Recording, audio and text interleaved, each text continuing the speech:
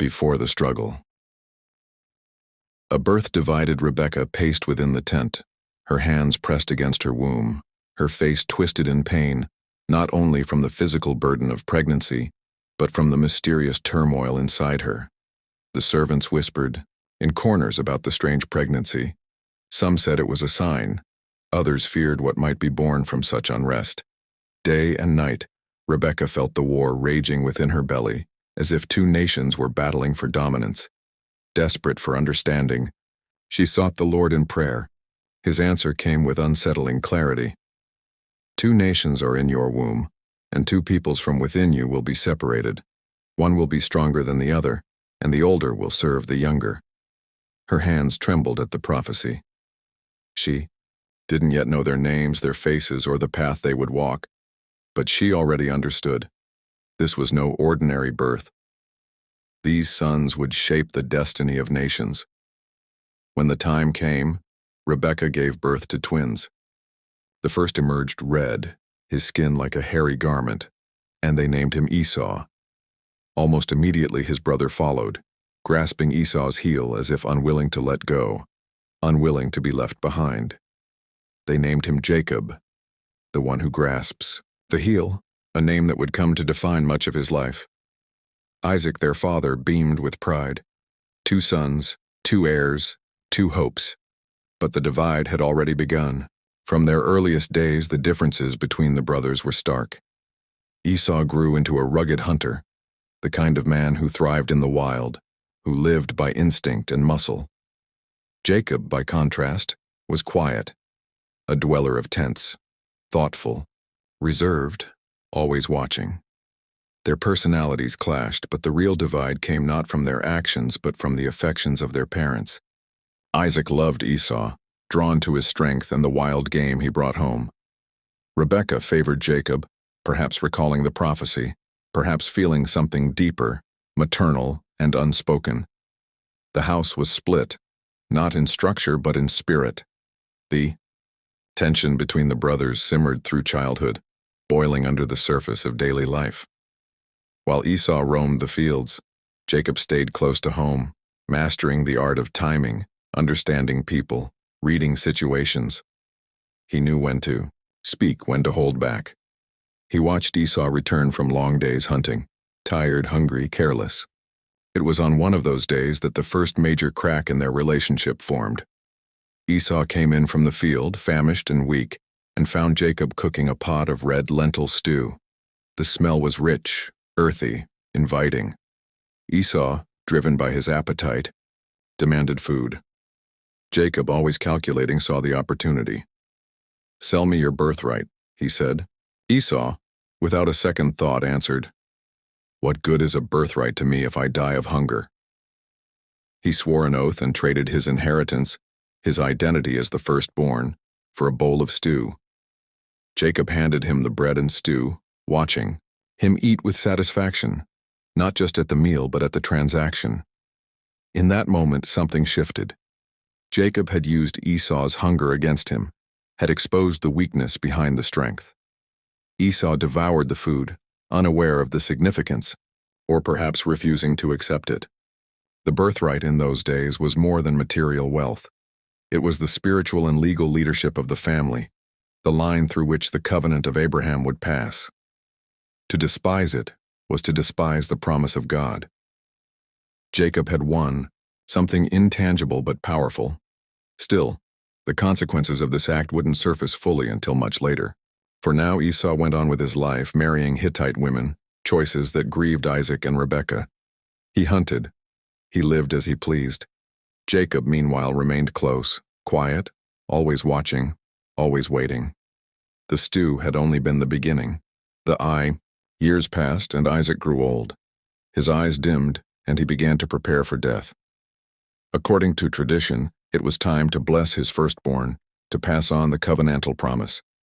Esau was summoned and instructed to hunt wild game and prepare a savory meal, his father's favorite, as part of the blessing ritual. Esau set off, confident, eager, unaware that Rebekah had overheard the conversation. Her mind raced. The prophecy echoed in her heart. The older will serve the younger. She moved quickly, calling Jacob and laying out a bold plan. "Go to the flock, bring me 2 young goats. I will prepare them just the way your father likes. You will bring them to him and receive the blessing." Jacob hesitated. "What if he touches me? Esau is hairy, and I am smooth." Rebekah was resolute. "Let the curse fall on me. Just do what I say." Jacob obeyed. Disguised in Esau's clothes, his arms and neck covered with goat skins, he entered his father's tent. Isaac, blind and suspicious, questioned the voice he heard. "You sound like Jacob, but your hands are like Esau's." He touched the skins, smelled the garments, and was convinced. The meal was served, the deception complete. Isaac pronounced the blessing over Jacob. "May God give you heaven's dew and earth's richness. Be Lord over your brothers." With those words, the fate of generations was sealed. Jacob left the tent, heart pounding, the weight of the stolen blessing pressing on his shoulders. Minutes later, Esau returned, prepared, eager, ready to receive what was his, only to discover that it had already been given away. The cries of Esau echoed through the camp. He wept bitterly. "Bless me too, father," he pleaded. But Isaac could only weep with him, realizing the finality of what had happened. "Your brother came deceitfully and took your blessing." Esau's pain turned to rage. "Is he not rightly named Jacob? He has deceived me these 2 times. He took my birthright and now my blessing." The words that followed were darker still. "I will kill my brother Jacob." Rebekah heard and acted swiftly again. Jacob must flee, she told Isaac, to her brother Laban in Haran. It was framed as a journey to find a wife, but everyone knew the truth. He was running for his life. He left with nothing but the clothes on his back and the weight of guilt in his heart. As Jacob disappeared into the wilderness, the rift between the brothers widened into a chasm. 2 paths had been set, one marked by fury and loss, the other by flight and deceit. Yet somewhere beyond the hills and years to come, reconciliation waited like a distant star, not yet visible, not yet ready, but destined. For the story of Jacob and Esau was not only about rivalry and deception, it was also eventually about something far greater: forgiveness. Jacob walked alone. The shadows of twilight fell over the uneven hills of Canaan as dust clung to his sandals and fear clung to his soul. He had left Beersheba under the weight of his brother's fury, under the disguise of a mission to find a wife, but in truth he was running from Esau's wrath, from the guilt of his deception, and from the chaos his choices had unleashed. With each step away from his home, Jacob walked deeper into an uncertain future. He had no map, only the memory of his mother's voice urging him toward Haran, and the silent hope that time and distance would eventually soften Esau's hatred. But the road was long, and each mile stretched the silence louder than the last. Alone in the wilderness, Jacob stopped for the night. He lay his head on a stone and closed his eyes, not expecting comfort, not expecting peace, only rest. That night, the silence broke. In his sleep, Jacob saw a ladder set on the earth, its top reaching into the heavens. Angels ascended and descended. On it, a connection between 2 worlds. And above it stood the Lord himself, speaking not in condemnation but in promise. "I am the Lord, the God of Abraham your father and the God of Isaac. I will give you and your descendants the land on which you are lying. Your offspring will be like the dust of the earth. I am with you and will watch over you wherever you go." Jacob awoke with trembling hands and wide eyes. He wasn't alone. God had met him in exile, had confirmed a blessing not stolen by trickery but divinely ordained. He named the place Bethel, House of God, and made a vow. If the Lord protected him and provided for him, then the Lord would be his God. Jacob, the deceiver, was beginning to see beyond the shadow of his brother. But the road was still long. Weeks later, Jacob arrived in Haran and spotted a well in the distance. There, as if guided by providence, he encountered shepherds and a young woman named Rachel, daughter of Laban, his mother's brother. She approached, leading her flock. And in that instant, Jacob knew something shifted again. He rolled the stone from the well by himself, watered her sheep, and kissed her. He wept. He had found family. Laban welcomed him with open arms, and Jacob stayed working and waiting, falling more in love with Rachel each passing day. When Laban asked what wages he desired, Jacob answered plainly, "I will serve 7 years for Rachel." 7 years passed, but for Jacob they felt like days. His love for her burned like purpose inside him, but the deceiver would be deceived. On the night of the wedding, Laban betrayed Jacob. In the darkness of the tent, veiled and silent, he gave Leah, the older daughter, instead of Rachel. By morning, Jacob exploded in fury. "What is this you have done to me?" he cried. Laban's calm answer was laced with manipulation. "It is not our custom to give the younger before the older. Finish this week with Leah, and I will give you Rachel also, for another 7 years." Jacob agreed. He had no choice. Thus the man who had tricked his brother out of a blessing was now trapped by the trickery of another. He served 14 years for love, and with each year, the household grew in complexity. 2 wives, rival sisters, jealous hearts, and eventually, children. Leah bore Jacob 4 sons, Reuben, Simeon, Levi, and Judah, while Rachel, the beloved, remained barren and broken. As years passed, Rachel finally gave Jacob a son, Joseph. With his birth, Jacob's favor deepened, but the growing number of sons only mirrored the division that once plagued Jacob's own childhood. One wife loved, the other overlooked. Sons born into a house divided. The pattern of conflict was repeating itself in the next generation. And Jacob, though older and wiser, had not yet faced what still haunted him: Esau, the unresolved past. Jacob became wealthy, prospering under Laban's roof, but tension grew between him and his uncle. Laban changed his wages 10 times. Jacob noticed resentment in Laban's sons. The atmosphere was no longer safe. Then God spoke again. "Go back to the land of your fathers. I will be with you." The command was clear but terrifying. To go back meant facing Esau, the man he had wronged, the brother he had betrayed. Jacob gathered his family, his flocks, and his courage. He slipped away while Laban was away, crossing the Euphrates and heading west toward Canaan, but Laban pursued him, angry, accusing, suspicious. A confrontation came, but this time Jacob stood firm. 20 years I worked for you. If God had not been with me, you would have sent me away empty-handed." Laban too realized the change in Jacob. They made a covenant of peace. Laban kissed his daughters and grandchildren and returned to Haran, but Jacob's heart was not at rest. As he neared the land of Seir, Jacob sent messengers ahead to Esau with a message of humility. "I have lived with Laban. I am returning. I hope to find favor in your eyes." The messengers returned with news that chilled Jacob's blood. Esau was coming to meet him, with 400 men. 400. Not a welcome party, an army. Fear wrapped around Jacob like chains. He split his camp in 2, thinking if Esau attacked one group, the other might survive. He prayed, "I am unworthy of all the kindness and faithfulness you've shown. Save me, I pray, from the hand of my brother." That night Jacob stayed behind while his family crossed the river. Alone again in the dark, he wrestled, not just with fear, but with a mysterious man.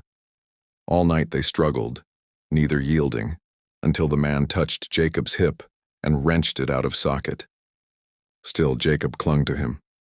"I will not let you go unless you bless me." The man asked, "What is your name?"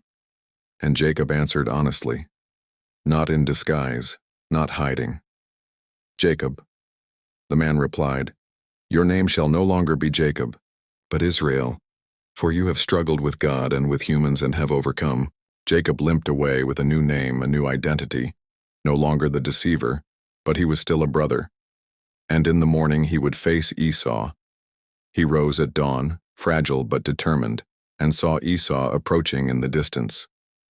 This was no dream. No escape, only the truth between two brothers and the years of silence now echoing between them. Jacob stood at the edge of the camp, his eyes fixed on the horizon. The early light of dawn painted the sky in strokes of orange and gold, but his heart remained clouded with dread. His wives, children, servants, and flocks had crossed the Jabbok River, forming a caravan that stretched into the hills, but Jacob had remained behind until the last moment. Limping from the divine wrestling match, physically weakened yet spiritually changed, he now faced the greatest test of his life. Not survival, but reconciliation. The dust of distant hooves signaled Esau's approach. 400 men rode with him. Jacob's breath slowed. The past was galloping toward him, and he no longer had anywhere to hide. He moved swiftly, arranging his wives and children in order, the maidservants and their sons first, then Leah and her children, and finally, Rachel and Joseph in the rear. It was not only strategy, it was instinct, protection, desperation. But Jacob did not hide behind them. He stepped out ahead of them all and bowed low to the ground 7 times as Esau drew near. Not once did he speak. Not once did he defend. Each bow was a silent plea. I wronged you. I deceived you. I come in peace. He had no weapons, no army, only humility. The last time they had stood in the same land, Esau had sworn to kill him. And now he stood with 400 men. Jacob waited, but Esau ran, not toward battle, not in rage. He ran toward Jacob and embraced him. He threw his arms around his brother's neck and kissed him, and together they wept. Not the tears of warriors or leaders, but of sons, brothers, flesh and blood who had been separated by bitterness and betrayal. Years of hatred were swallowed in that moment of raw emotion. The 400 men did not draw swords. The ground did not shake. But something eternal shifted. Reconciliation had won where violence was expected. Esau looked at Jacob, truly looked at him, and saw not the deceiver, not the thief of blessings, but the brother who had come home. Who are all these with you? Esau asked, his voice gentler than Jacob remembered. These are the children God has graciously given your servant, Jacob answered. One by one his family stepped forward. The maidservants and their children bowed. Leah and her sons bowed. Finally, Rachel and Joseph bowed. Esau's eyes scanned the faces, so many lives that had grown far from his own. He saw a man who had prospered, who had changed. But Jacob, still cautious, still humble, pressed Esau to accept his gifts. Herds of animals meant as restitution, a peace offering. I already have plenty, my brother, Esau said. But Jacob insisted. Please, if I have found favor in your eyes, accept this gift. For to see your face is like seeing the face of God, now that you have received me favorably. Esau relented, and the brothers stood no longer enemies, not quite restored, but no longer divided. Esau offered to accompany Jacob, to walk together back toward Seir. But Jacob declined. The children were young, the flocks slow, and he needed to move at his own pace. Esau didn't press him. He returned home, and Jacob continued slowly toward Succoth, then to Shechem. There he purchased land, pitched his tents, and built an altar. El Elohe Israel, God, the God of Israel. The name was no longer just Jacob's new title. It was a declaration of his identity. The fugitive had returned as a patriarch. But even peace with Esau did not mean an end to struggles. His family, now large and growing, would face internal conflicts, tragedies, and future betrayals. The path ahead remained uncertain, but the wound between him and Esau was no longer bleeding. It had been touched by something greater than time, by mercy. Still, questions lingered in Jacob's heart. What had Esau been through all those years?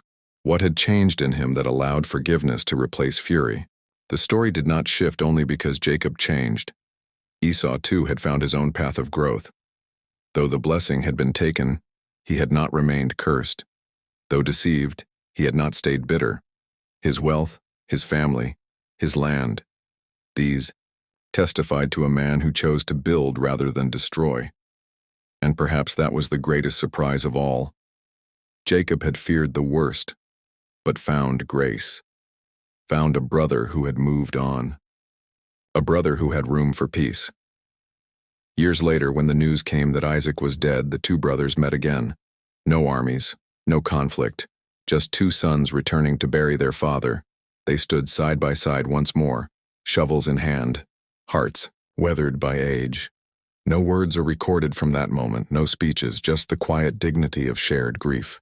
They buried Isaac in the cave of Machpelah, beside Abraham and Sarah. That burial was not just the end of a patriarch, it was the burial of a rivalry. The cycle had been broken. Jacob and Esau parted once more, but not in fear, not in fury. They had seen each other, wept together, walked forward in their own directions, not as enemies but as men shaped by pain and ultimately by peace. The sun rose over Shechem, casting long shadows over the tents of Jacob's growing camp. The winds whispered through the trees, carrying with them not just dust, but tension. Though Jacob and Esau had reconciled, the seeds of division were not eradicated, they had simply taken root in new soil. Within Jacob's household, another storm was brewing. It wasn't between brothers who had stolen birthrights and blessings. It was between sons born of competing wives, caught in the web of favoritism, pride, and jealousy. Jacob, now Israel, had many sons, but only one had his heart. Joseph, the child of Rachel, the wife he had loved most. Joseph's birth had been a miracle. Rachel's womb had remained closed for years while Leah and the maidservants bore son after son. But when Joseph arrived, he was more than just another child. He was a symbol of Jacob's hopes, his legacy, his love for Rachel embodied in flesh. As Joseph grew, so did Jacob's affection for him. The favoritism was not hidden. It was wrapped in colors, literally. Jacob had a special robe made for Joseph, a tunic with long sleeves and many hues. It wasn't just a gift. It was a declaration. This is the son I cherish most. The robe shimmered in the sunlight like pride itself, and Jacob, perhaps unknowingly, repeated the very mistake that had torn his own family apart, favoring one son above the others. The other brothers saw it. Reuben, the firstborn, who had tried and failed to gain Jacob's full respect. Simeon and Levi, known for their fury and vengeance. Judah, strong and silent. The sons of Bilhah and Zilpah, often overlooked. They all watched Joseph grow, watched him stand taller with his robe of many colors, watched Jacob's eyes linger on him longer than on anyone else. Resentment took root. But what ignited the fire was Joseph's dreams. He was only 17, but he spoke with the confidence of someone far older. "Listen," he told his brothers one day, "I had a dream. We were binding sheaves of grain in the field, and suddenly my sheaf stood upright while yours gathered around and bowed down to it." The brothers exchanged glances, hostile, incredulous. Joseph wasn't done. "Then I had another dream. The sun and moon and 11 stars bowed down to me. Even Jacob, who loved him dearly, rebuked him. Will your mother and I and your brothers actually bow down to you?" But deep inside, Jacob kept the words. He had wrestled with angels. He had seen divine visions. Perhaps his son had inherited that same spark. The brothers, however, were not interested in divine symbolism. They were tired of being overshadowed, tired of the robe, tired of the dreams, tired of Joseph.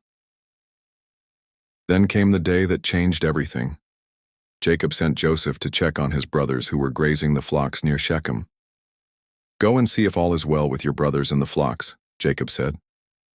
Joseph went, unaware that he was walking into the hands of those who saw him not as a brother but as a threat. When the brothers saw him approaching in the distance, the robe gave him away. "Here comes that dreamer," they said, their voices cold. "Let's kill him and throw him into a cistern. We'll say a wild animal devoured him. Then we'll see what comes of his dreams." Reuben, the oldest, intervened. "Let's not shed blood. Throw him into this cistern in the wilderness, but don't lay a hand on him." He planned to rescue Joseph later. But when Joseph arrived, they stripped him of the robe and tossed him into the pit. Alone, bruised and confused, Joseph called out, but no one answered. Reuben walked away briefly, and during that time a caravan of Ishmaelites passed by, headed to Egypt. Judah saw opportunity. What will we gain by killing our brother? Let's sell him to the Ishmaelites. After all, he is our brother, our own flesh and blood. They pulled Joseph from the cistern and sold him for 20 pieces of silver. By the time Reuben returned, Joseph was gone. They dipped his robe in goat's blood and brought it to Jacob. We found this. Examine it to see whether it is your son's robe. Jacob held it in his hands, the colors now stained with crimson. It is my son's robe. A wild animal has devoured him. Joseph has surely been torn to pieces. He tore his clothes, put on sackcloth, and mourned deeply. No one could comfort him.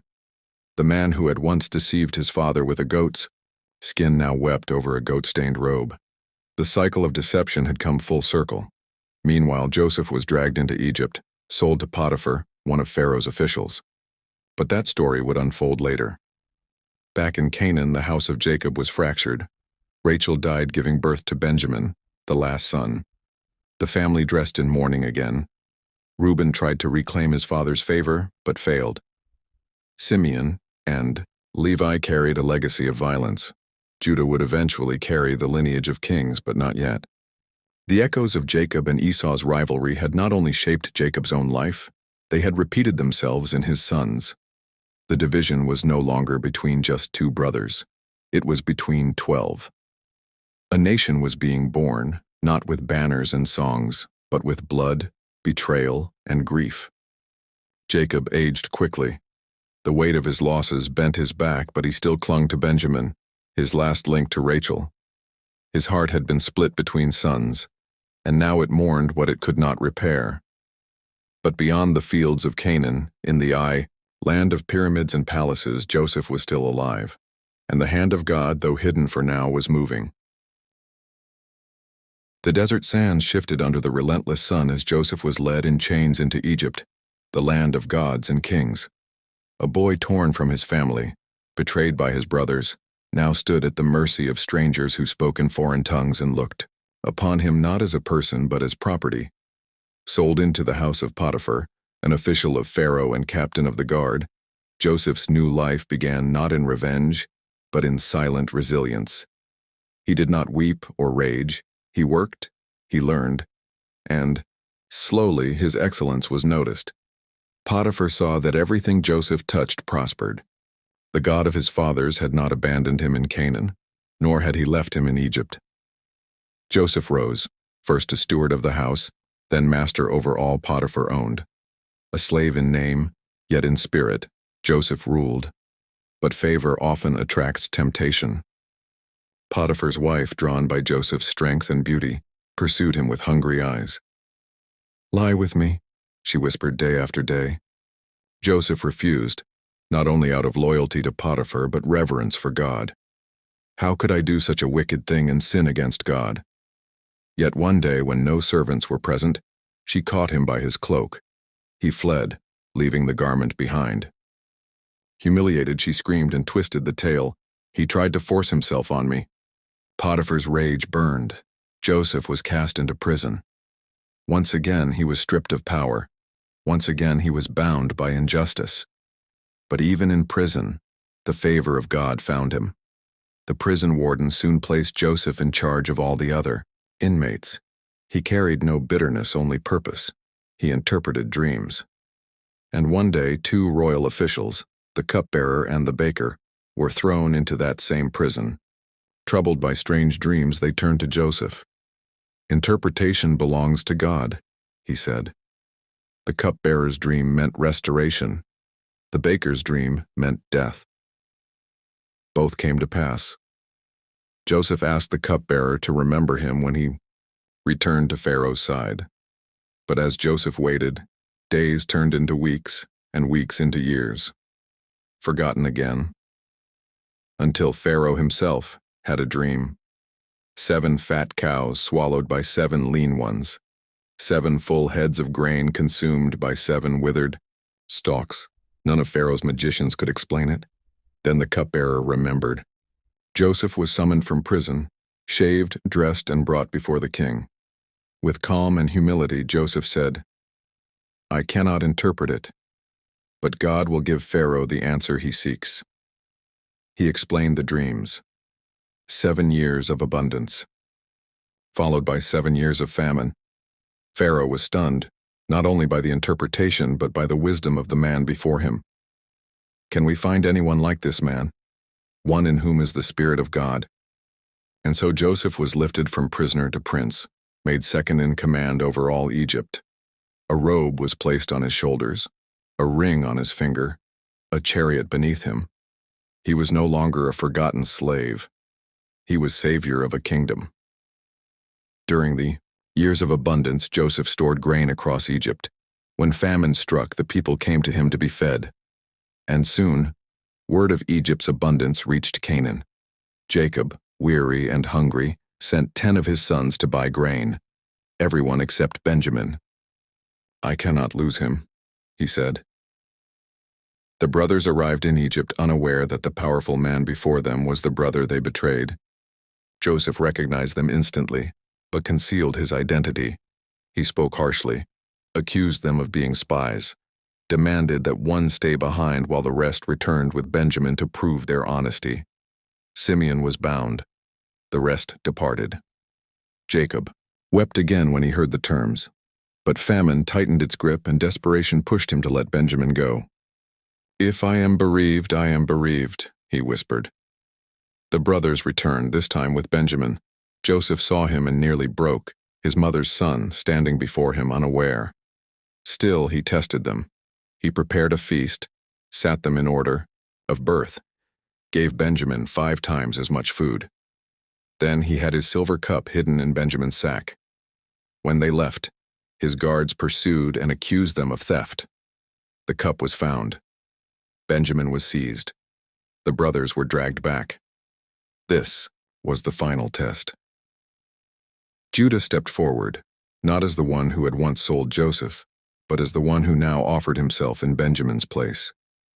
"Take me instead," he said. "If we return without the boy, our father will die. I gave him my word." Joseph could hold back no longer. He ordered the room cleared.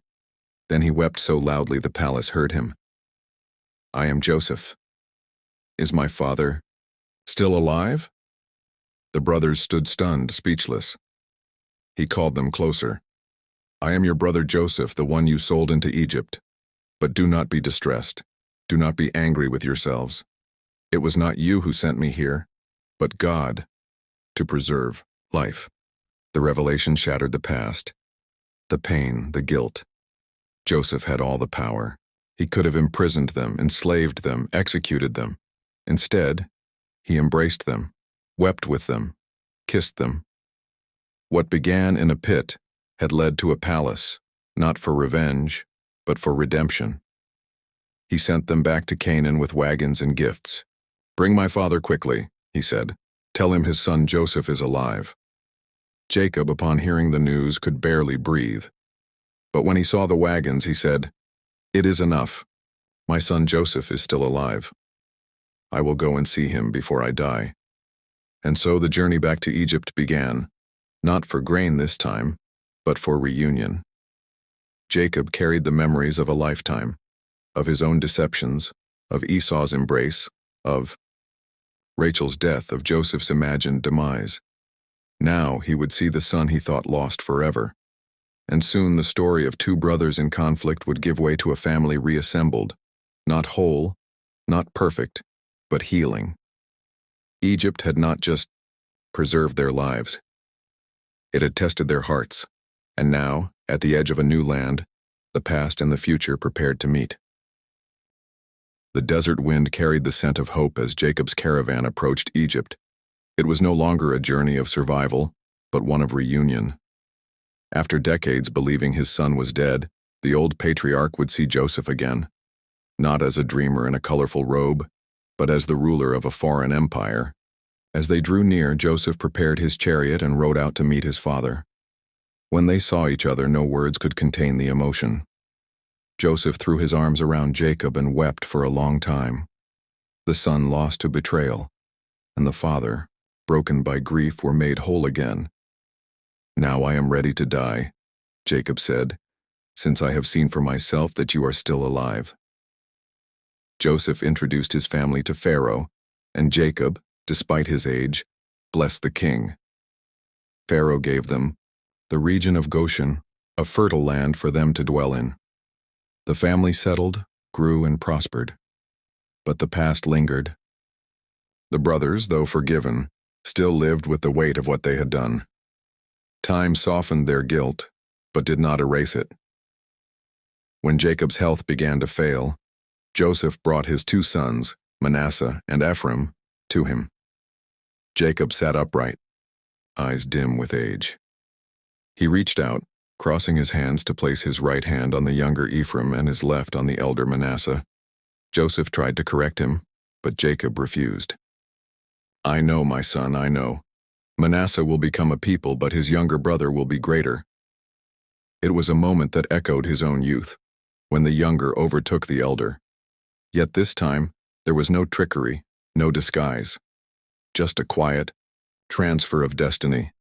Jacob gave each son a portion, speaking prophetic words over them. He called all his sons to his side and spoke over each one, not with favoritism but with vision. Reuben, unstable. Simeon and Levi, fierce. Judah, the lion from whom kings would rise. Joseph, a fruitful vine. Benjamin, a ravenous wolf. 12 sons, 12 tribes. From rivalry came a nation. After blessing them, Jacob gave instructions to be buried in Canaan beside his ancestors, Abraham, Isaac, and Leah. Then he drew his feet onto the bed, breathed his last, and was gathered to his people. The grief was deep. Joseph ordered physicians to embalm him, and Egypt mourned for 70 days. Then, with Pharaoh's permission, Joseph led a vast procession to Canaan. Chariots, horsemen, servants, and sons, all moving to fulfill one man's final wish. Jacob was buried in the cave of Machpelah, and the brothers returned to Egypt. But fear returned to the brothers' hearts. With their father gone, would Joseph now seek revenge? They sent word to him. Before he died, our father left instructions. "Please forgive your brothers the sin and wrongs they committed in treating you so badly." When Joseph heard this, he wept. They came before him, threw themselves at his feet. "We are your slaves," they said. Joseph's response was not anger, but grace. "Don't be afraid. Am I in the place of God? You intended to harm me, but God intended it for good, to accomplish what is now being done, the saving of many lives. So then, don't be afraid. I will provide for you and your children." And he kept his word. He reassured them, spoke kindly to them, and continued to bless the very men who had once hated him. The story that began in jealousy ended in generosity. The pit led to a palace, the betrayal to reconciliation. Joseph lived to see the 3rd generation of Ephraim's children. As he neared death, he reminded his family of the promise given long ago. "God will surely come to your aid and take you up out of this land to the land he promised on oath to Abraham, Isaac, and Jacob." He made them swear to carry his bones from Egypt when that day came. Joseph died at 110 years old. He was embalmed and placed in a coffin in Egypt. And though the story paused there, the legacy did not. Out of the rivalry of 2 brothers, Jacob and Esau, came a family scarred by deception, but refined through struggle. Through Jacob's sons, the 12 tribes of Israel took root. Through Joseph's forgiveness, unity was restored. The echoes of conflict became a symphony of redemption. A story once stained by jealousy and betrayal was redeemed by grace and providence. The lives of Jacob and Esau, of Joseph and his brothers, of betrayal and blessing, teach us that no wound is beyond healing, no relationship beyond restoration. What men intend for harm, God can use for good.